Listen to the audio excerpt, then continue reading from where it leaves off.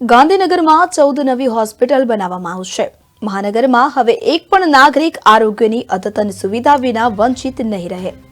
આ તમામ દવાખાનાઓમાં પાણી, રસ્તા અને બગીચા સહિત અત્યંત આધુનિક સારવાર સુવિધા ઉપલબ્ધ કરવામાં આવશે। ગાંધીનગર મહાનગરપાલિકામાં અત્યારે આવેલા અર્બન હેલ્થ સેન્ટર ઉપરાંત કેટલાક દવાખાના ચાલી રહ્યા છે, તેમાં 14 નવી હોસ્પિટલ શરૂ કરવામાં આવશે। આ માટે અંદાજે 22 કરોડ જેટલો ખર્ચ કરવામાં આવશે।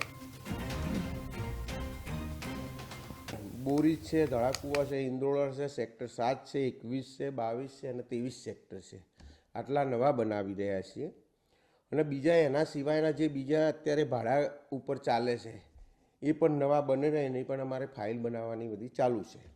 એમાં રાધેજા છે, સરગાસણ છે, TP9 છે, સેક્ટર 13 છે, 26 છે, સેક્ટર 16 છે અને સેક્ટર 6 છે। આટલા બીજા નવા, એટલે ટોટલ અમે 14 નવા બનાવી રહ્યા છે। એક તો કોલવડા પાણીની કુલર મૂકીએ છીએ, સેક્ટર 5માં મૂકીએ છીએ, સેક્ટર 24માં છે ત્યાં તિજોરીની જરૂર છે તો ત્યાં ત્રિજોરી મૂકવાની છે।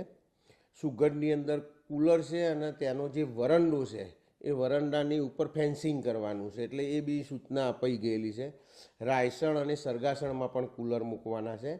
ખોરજ ગામની અંદર પાણીનું કુલર મૂકવાનું છે અને સેક્ટર 28 અને સેક્ટર 20માં આટલી જગ્યાએ પાણીના કુલર મૂકવાના। બોરી છે, ધડાકુવા છે, ઇન્દ્રોળર છે,